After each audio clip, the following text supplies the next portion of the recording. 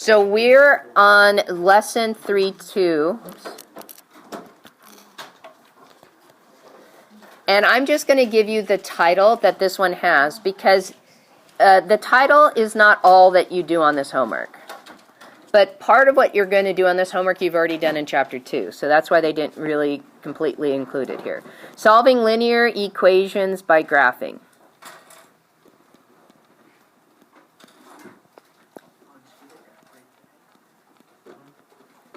I heard about the earthquake, but I didn't feel it myself. Okay, let's focus. So first thing I need to do is talk to you about terms. Okay? Terms. When we are, I'm going to put in parentheses or in quotations, solving linear equations. The reason why I'm putting it in there is what exactly are we looking for when we're solving a linear equation? Now, in order to have a line, I have to have two variables. I have to have an x and I have to have a y. That's vitally important, okay? So when I solve it, what am I actually looking for? Okay, most people just think you're just drawing a line. You're done. But there's actually something more important that you're looking for. So I want to share with you some terms that deal with solving linear equations. So one of the most important things, and this is the whole truth of the matter, when you're asked to solve a linear equation, what they are specifically asking you to do is to find the x-intercept. The x-intercept is what you're doing, the main idea, when you're asked to solve a linear equation. They don't care about the y-intercept, they care about the x-intercept, okay? Now, there's three more words that mean the same thing. Back in chapter 2, you were finding a solution. So when you solve a linear equation, you're finding the solution for x. So solution is the same thing as an x-intercept, okay? Then we started talking about functions, okay? And when we were solving for a function, there's two different things that we think about. And this might be a new word to you, and this is root. So a root is any value that makes an equation true.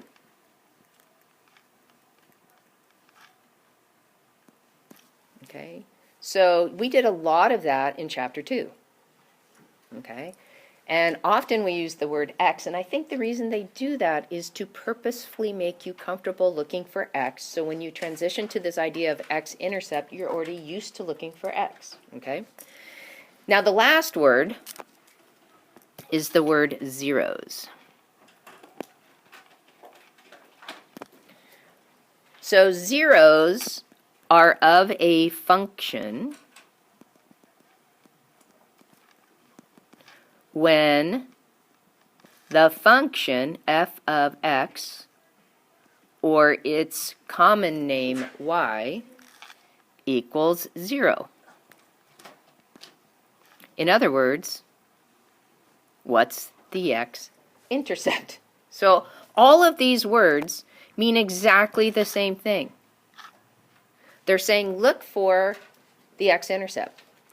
Now, when we were solving in chapter 2, we didn't graph anything, so we didn't even dawn on us x-intercept, but that's technically what it is. And that's part of what you're going to do on your homework tonight, is you're actually going to take a linear equation like what you saw, the equations from chapter 2, but you're going to graph it for the answer, okay? And the solution will be the x-intercept, okay? So we're going to pause right now, and I'm going to show you a video, and then we'll come back and add to our notes. Okay, so let's talk about a parent function for just a moment.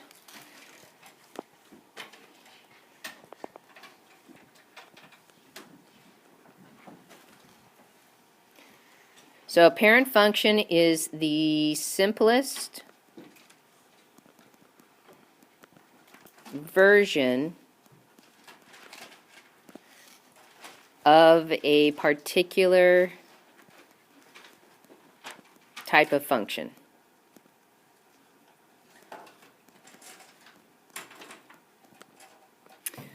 Okay, so the virtual nerd video started with quadratic function.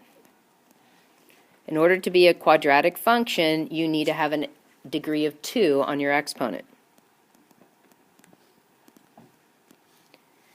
So the parent function for the quadratic function is just f of x equals x squared. Okay, now again, we're not going to do anything more with that. Every other function in that family is going to have an x squared, but then stuff happening to the x squared. Okay? The one that we're going to focus in on is a linear function. So the parent function for a linear function is just going to be f of x is equal to x. If I graph the quadratic function, I don't get a line, I get something called a parabola, which is that horseshoe shape, sorta. If I'm graphing a linear function, I'm always going to get a line. Okay? So here comes the fun part. If we're trying to figure out values of x, the only way we can figure out our values of x is if the value of our function equals 0.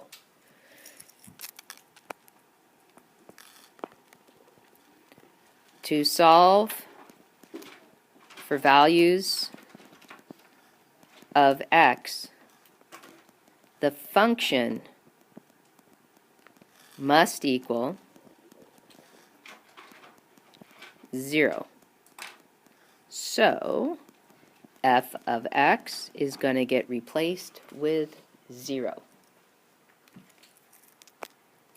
I know, seems kind of strange. So again, to figure out x's value, the function has to equal 0. Y has to equal 0 because we're looking for an x-intercept. The coordinates of the x-intercept is x value, comma 0 for the y. Okay? So we're going to do a couple of examples. We're going to start with something you should be familiar with, which is solving the equation algebraically.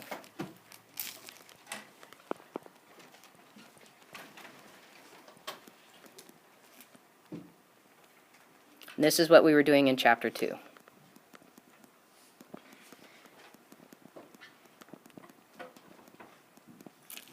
So first example, let's have 0 equals 1/3 x minus 2. So if I want to figure out what x equals, I need to get x by itself. So what am I going to do? I'm not going to divide. I'm not going to multiply.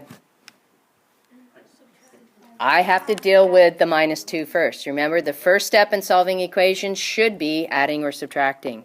We need to get the constant to the other side. I'm going to do it this way. That gives me 2 equals 1/3 x. Now what do I do? Now I multiply. I'm going to multiply by the reciprocal. So I'm going to multiply both sides by 3.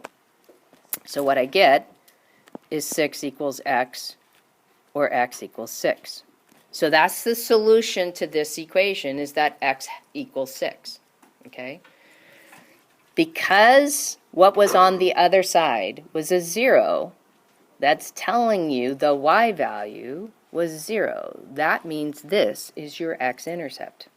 Okay? It's your 0. It's your root. All right, let's do one like this. 2x minus 4 equals 2x minus 6. So this time I got variables on both sides and I have constants on both sides. So I'm going to get the variables on the left by subtracting 2x. And I'm going to get the constants on the right by adding 4 to both sides.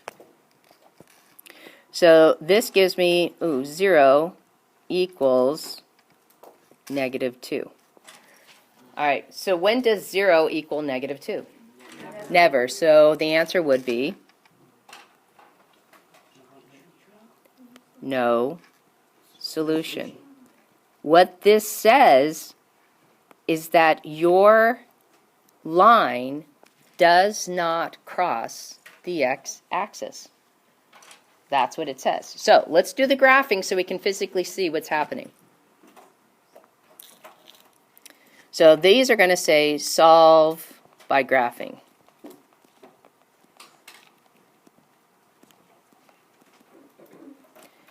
So we have an equation like 3x plus 1 equals 2. The only way we can solve this to graph is we need it to look like this. And it could have more things. But in order for it to be an intercept, we're going to replace the f of x with 0. So we want the equation to have 0 on one side and everything else on the other side. Okay, so for us, we're not going to have it 3x plus 1 equals 2. We need it to have it equal to 0. So we're going to have to get that 2 to come over on the same side as everything else. So we subtract the 2. And we get 3x minus 1 equals 0. Oh, actually, you know what? I'm going to change this. I did this in the last class and it didn't work out as pretty as I wanted it to. We're going to subtract 2 to be equal to negative 2. We're going to add 2 to both sides. So that's going to give us, not a 1, it's going to give us a 3, negative 3. Okay, so, or positive 3. So this is what we're going to graph. So we create our table.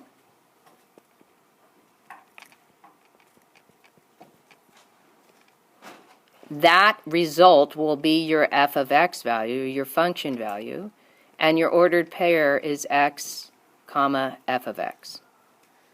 Because I have no fractions, I'm going to choose my 3 favorites. So I plug in 0,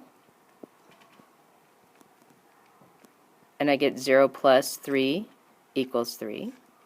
So one ordered pair is 0, 3. I'm going to plug in 1, so I get 3 plus 3 equals 6.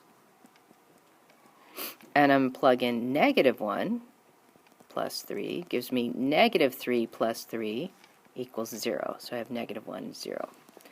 And now I'm going to graph these. So I need to go up to 6.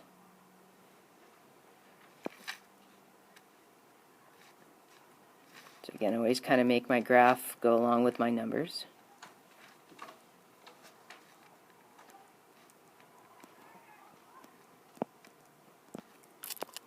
So I graph my points, 0, 3, 1, 6, negative 1, 0.